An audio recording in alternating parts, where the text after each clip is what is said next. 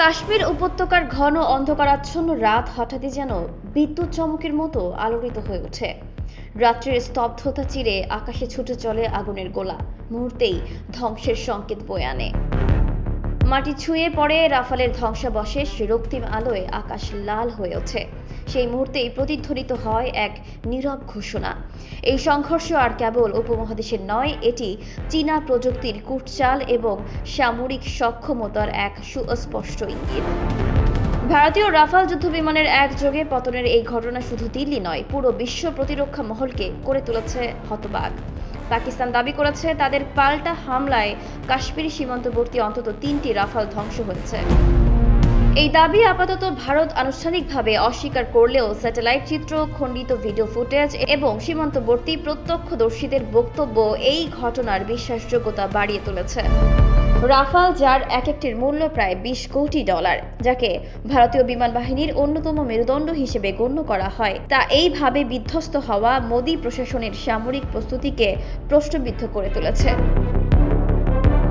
এই প্রথমবার একাধিক রাফাল একসাথে হারালো ভারত, এমন এক সময়ে যখন ভারতের যুদ্ধ প্রস্তুতি নিয়ে গর্বের শেষ ছিল না। বিশেষজ্ঞদের মতে এই সংঘর্ষে পাকিস্তান যে অস্ত্র ব্যবহার করেছে তা চীনা প্রযুক্তিতে সমৃদ্ধ। PL-15 ক্ষেপণাস্ত্র এবং J-10C যুদ্ধবিমান এই হামলার মূল চালিকা শক্তি। আকাশে নিচ্ছিদ্র লক্ষ্যভেদে সক্ষম এই ক্ষেপণাস্ত্র এবং স্টিলথ বৈশিষ্ট্য সম্পন্ন যুদ্ধবিমানের সম্মিলিত আঘাতে রাফালের প্রতিরক্ষা ব্যবস্থাও ব্যর্থ হয়ে যায়। চীনা তৈরি F-17 ব্লক 3 এবং পুরাতন মডেলের J-7 ইন্টারসেপ্টরও এই হামলায় সহায়ক ভূমিকা পালন করেছে বলে খবর মিলছে। কাশ্মীর অঞ্চলে চীন পূর্ব থেকেই পাকিস্তানকে উন্নত সামরিক সরঞ্জামে সজ্জিত করে রেখেছিল। সাম্প্রতিক উত্তেজনা শুরু হওয়ার পরপরই পাকিস্তানে পাঠানো হয়েছে স্টিলথ ড্রোন ও দীর্ঘ পাল্লার রাডার ব্যবস্থা। এই ঘটনার পরিপ্রেক্ষিতে রাফালের সক্ষমতা নিয়ে বিশ্ব জুড়ে শুরু হয়েছে নতুন করে বিতর্ক। এতদিন পশ্চিমা প্রযুক্তির প্রতীক হিসেবে রাফালকে দেখা হলেও এখন প্রশ্ন উঠেছে আধুনিক যুদ্ধক্ষেত্রে তা কতটা কার্যকর।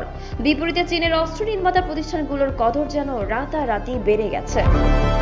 বিশ্বজুড়ে অস্ত্র বাণিজ্যের মানচিত্র এই ধাক্কার প্রভাব পড়েছে তাৎক্ষণিকভাবেই। দাশো এভিয়েশন শেয়ার মূল্য পতনের মুখে, অপরদিকে চেংদু এয়ারক্রাফট কর্পোরেশন ও নরিনকোর মতো চীনা কোম্পানিগুলোর রপ্তানি আদেশ বেড়ে গেছে। প্রতিরক্ষা বিশেষজ্ঞরা বলছেন এটাই ভবিষ্যতের গ্লোবাল মিলিটারি শিফট। এই সংঘর্ষ যেন এক নতুন অস্ত্র দৌড়ের ঘণ্টাধ্বনি। একদিকে রাশিয়া ও চীনের সমর্থনপুষ্ট পাকিস্তান, অন্যদিকে পশ্চিমা জোটের সদস্য হিসেবে অস্ত্রের উপর নির্ভরশীল ভারত।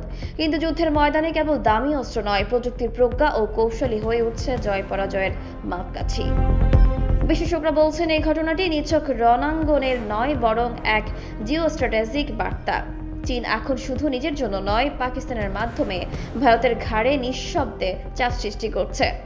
এই ভূ রাজনৈতিক উত্তেজনা গোটা দক্ষিণ এশিয়াকে নতুন এক সামরিক ভারসাম্যের সন্ধিক্ষণে এনে দাঁড় করিয়েছে। কাশ্মীরের রাতের সেই সংঘর্ষ নিছক একটি বায়ুযুদ্ধ নয়, বরং তা এক নতুন অধ্যায়ের সূচনা। এই অধ্যায়ে যেখানে চীনা অস্ত্র পশ্চিমা প্রযুক্তিকে ছাপিয়ে যাচ্ছে, সেখানে দক্ষিণ এশিয়ার নিরাপত্তা কাঠামো, রাজনৈতিক সমীকরণ ও কূটনৈতিক ভারসাম্য সবই নতুন করে সংজ্ঞায়িত হচ্ছে।